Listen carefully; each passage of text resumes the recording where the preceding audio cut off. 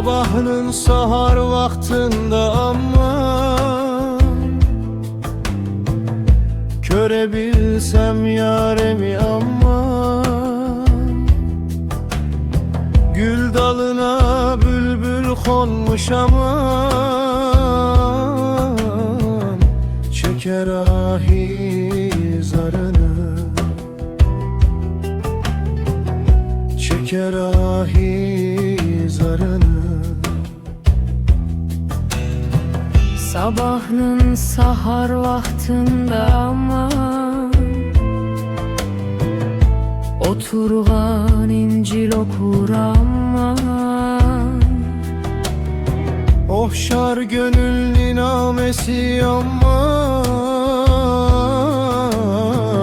sanarsın bülbül öter, bülbül öter.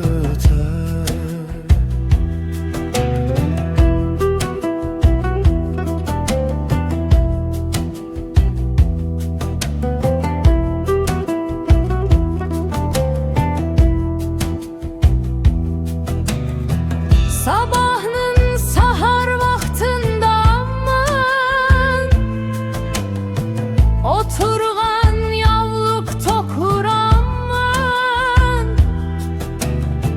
16'da yar koynu aman,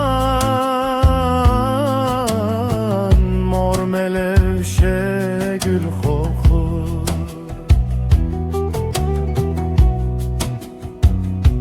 gül kokur.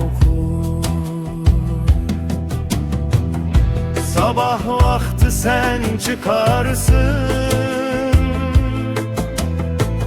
yanı doğan ay gibi aman.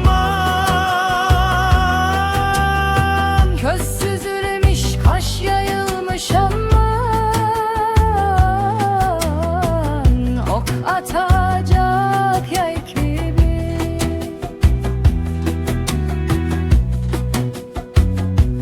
Yay gibi.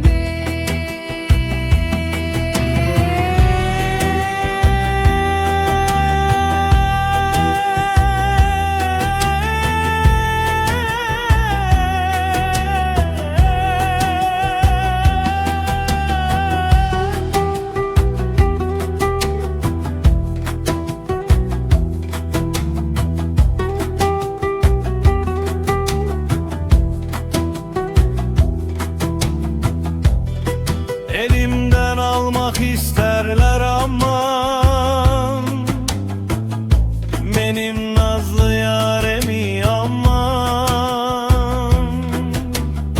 Yar sefada men cefada aman, çekerim ahi zarını, çekerim